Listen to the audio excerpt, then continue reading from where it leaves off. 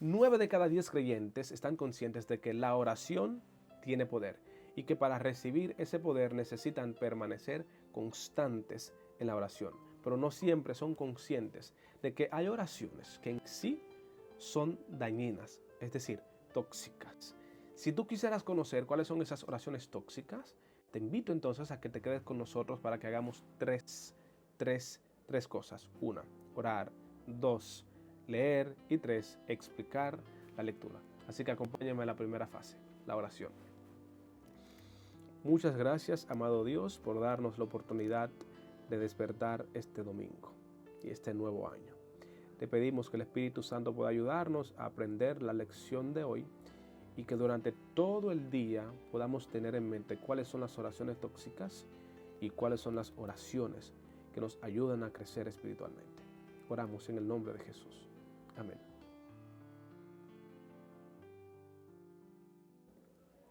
Te invito a que tomes tu material de estudio para que de esta manera me acompañes de manera seguida. La primera lección que vamos a considerar es la que se titula La comunión en el Evangelio.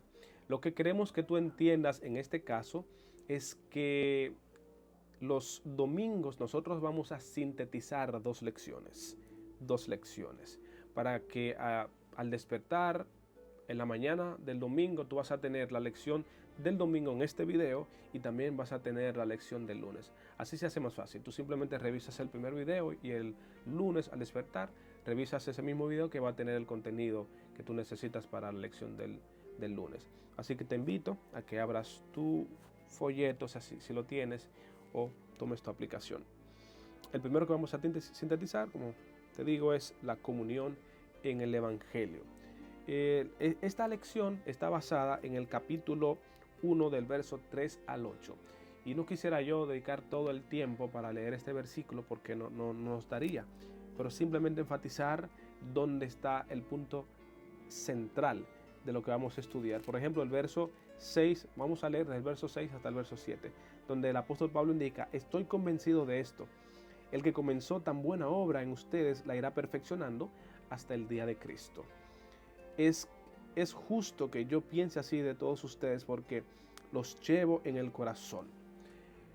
Está muy bien conocido por el ambiente académico y también por muchos estudiosos de la Biblia, de que esta expresión está escrita influenciada por el Antiguo Testamento. Y vamos a ver en la lección por qué digo que está influenciada por el Antiguo Testamento. Veamos la parte principal que queremos considerar en la lección. Dice aquí, para explicar el verso que hemos considerado, dice aquí: en el pectoral del sumo sacerdote había 12 piedras que representaban a las 12 tribus de Israel.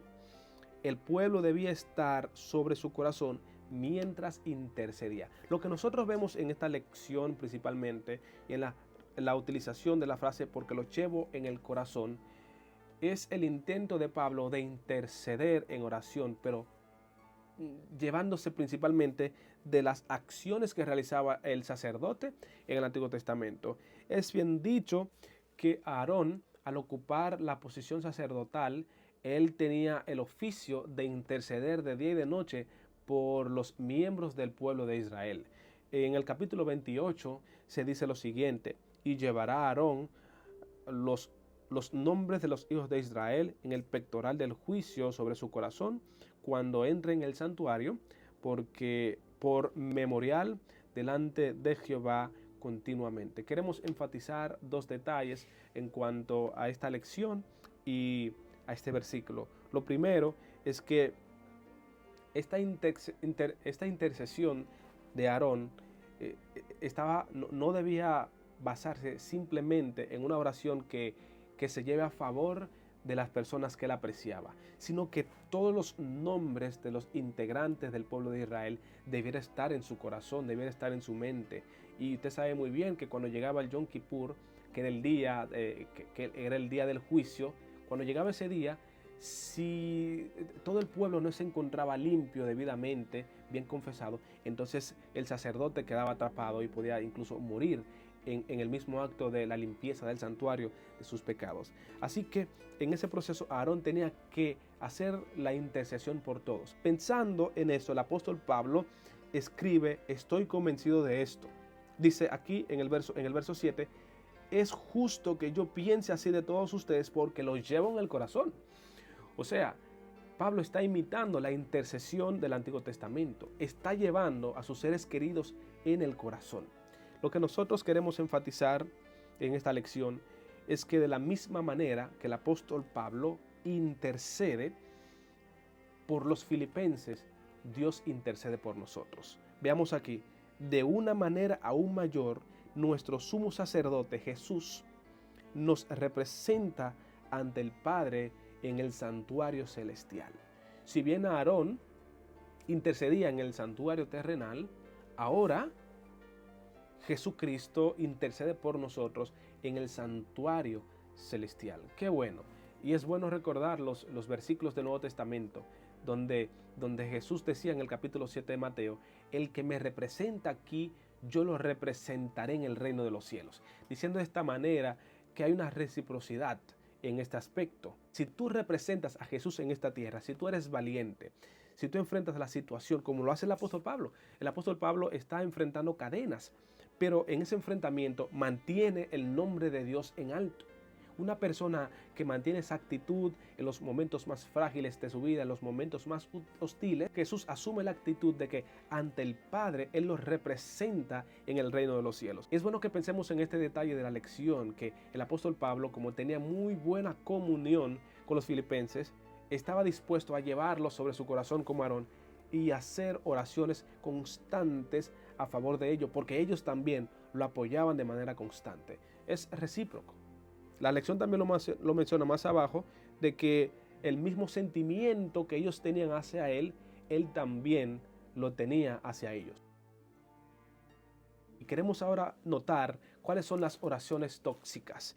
Lo que se nos presenta aquí es que debemos leer el capítulo 1 y verso 9 hasta el 11 de la carta a los filipenses, y dice de esta manera: esto es lo que pido en oración, que el amor de ustedes abunde cada vez más en conocimiento y en buen juicio, para que disciernan lo mejor y sean puros e irreprochables en el día de Cristo. Fíjense bien lo que el apóstol Pablo está agregando aquí, porque la oración tóxica realmente está desprovista de todo altruismo. Y quiero mencionar algunos detalles en cuanto a la oración que no es tóxica, que es la que tiene el apóstol Pablo aquí. Dice aquí que en el contenido de su oración, él pedía amor, que los filipenses pudieran tener amor. También él pedía que pudieran tener discernimiento, serenidad, y también que pudieran tener justicia por medio de Cristo. El contenido de esta oración no es las oraciones que normalmente nosotros hacemos, lamentablemente, porque esta oración es una oración de gracia, de agradecimiento, benéfica. Pero la oración que se considera una oración tóxica es aquella que la consideramos, o que el folleto le llama, o el escritor le llama, pequeñas oraciones egoístas. Las pequeñas oraciones egoístas no ascienden al trono del cielo. Las pequeñas oraciones egoístas no tienen poder. Y aunque el justo ora constantemente buscando el poder de Dios para que lo bendiga, no puede.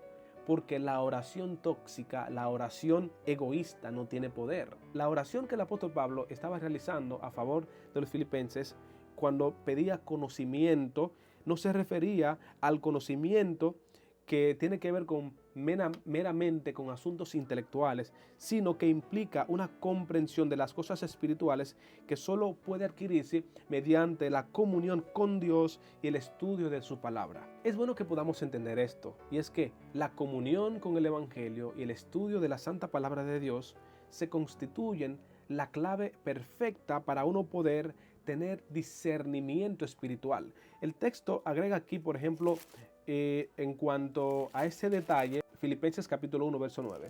Pedimos que Dios les haga conocer plenamente su voluntad con toda sabiduría y comprensión espiritual. La expresión que se encuentra en ese texto griego hace referencia principalmente a percepción espiritual. también a sensibilidad práctica. Lo que Pablo está pidiendo por sus creyentes es discernimiento espiritual. Ojalá que en tus oraciones no pidas solamente por ti. Es verdad que todos necesitamos discernimiento espiritual. Es verdad que necesitamos continuar creciendo de manera sistemática en la espiritualidad. Pero una indicación de que estoy creciendo en espiritualidad es que me he vuelto más altruista. Es que me he vuelto hacia Dios. Y cuando miro hacia Dios, no miro a favor mía, ¿no? Solamente, sino a favor de los demás. Estoy orando, pero en mi oración están los nombres de los demás. Y no solamente los nombres de mi familia, sino los nombres de la comunidad, los nombres de nuestros amigos, los nombres de nuestros enemigos, los nombres de quienes sabemos que tienen profundas necesidades espirituales. Pero, por sobre todas las cosas, que nuestras oraciones se eleven pidiendo a Dios que le dé a cada uno de nuestros amigos discernimiento espiritual. Gracias por estar con nosotros en esta síntesis. Sintetizamos las dos lecciones, la lección del domingo y la lección del lunes. Así que te invito que en el nombre del Señor podamos tener una palabra de oración y sigas esta cuenta, porque esta cuenta nos ayuda a crecer en espiritualidad. Oramos. Gracias, Dios, por tus bendiciones. Solamente te pedimos que nos instruyas en la verdad y día tras día nos ayudes a seguir orando por el crecimiento espiritual. En tu nombre oramos. Amén.